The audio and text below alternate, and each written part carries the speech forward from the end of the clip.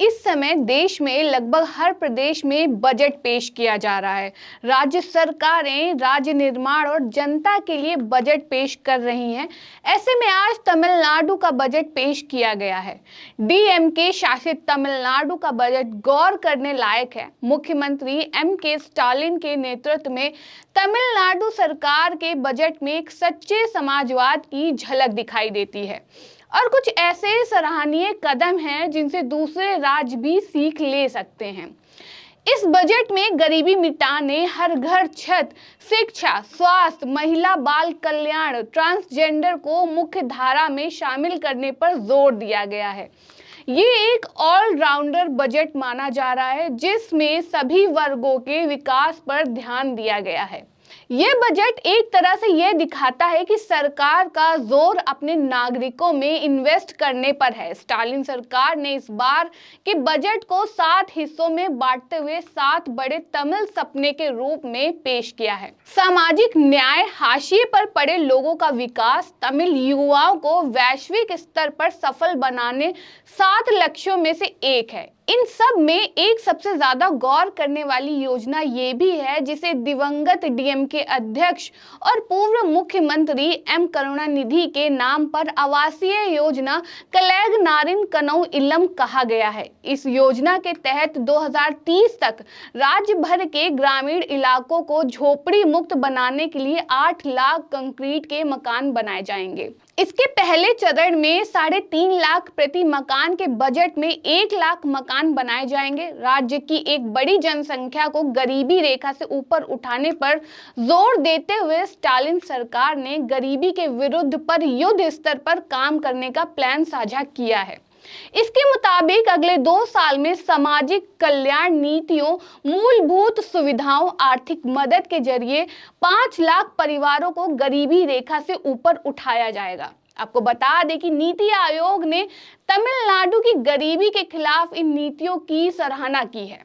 हाल ही में आई एक रिपोर्ट में नीति आयोग ने ही जारी किया कि तमिलनाडु का गरीबी इंडेक्स बाकी राज्यों के मुकाबले काफी कम होकर अब सिर्फ 2.2% रह गया है। वहीं बात करें तमिल में उरिमई दोगई यानी घर की बड़ी महिला की, वो वुमेन हेड की आर्थिक सहायता के लिए भी 13,720 करोड़ आवंटित किया गया है। एक स्पेशल स्कीम के जरिए महिलाओं को रोजगार देने वाली संस्थाओं को भी विशेष इंसेंटिव दिए जाएंगे। 500 से ज्यादा महिलाओं, दिव्यांग और ट्रांसजेंडर को रोजगार देने वाले उद्योगों को हर महिला, दिव्यांग और ट्रांसजेंडर की सैलरी पर 10% की सब्सिडी दी जाएगी।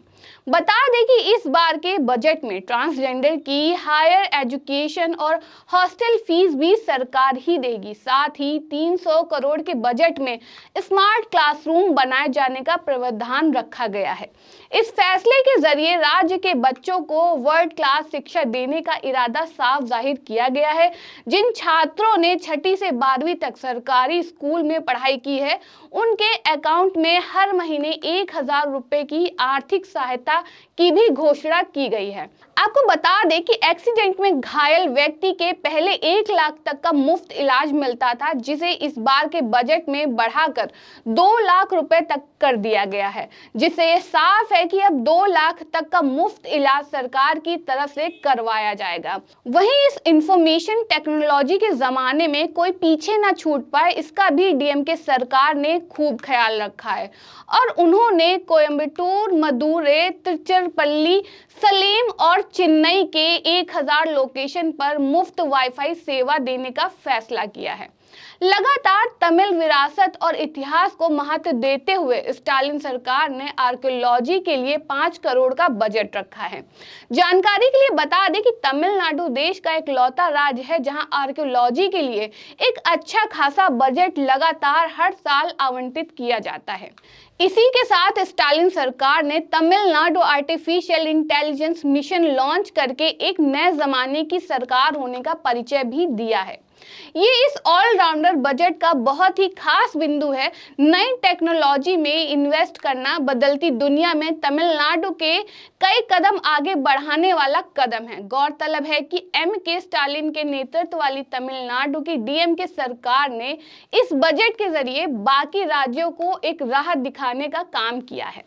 समाजवाद की दिशा में चलते हुए सभी वर्गों के लिए खास योजनाएं, नई तकनीकों में निवेश जैसी इस बजट की तमाम बातों से दूसरे राज्य बहुत कुछ सीख सकते हैं।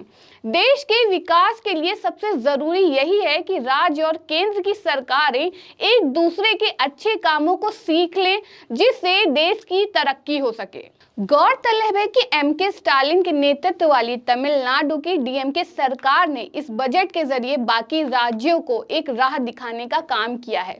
समाजवाद की दिशा में चलते हुए सभी वर्गों के लिए खास योजनाएं, नई तकनीकों में निवेश जैसी इस बजट की तमाम बातों से दूसरे राज्य बहुत कुछ सीख सकते हैं। देश के विकास के लिए सबसे जरूरी यही है कि राज्य और केंद्र की सरकारें एक दूसरे के अच्छे कामों को सीख लें, जिससे देश की तरक्की हो सके।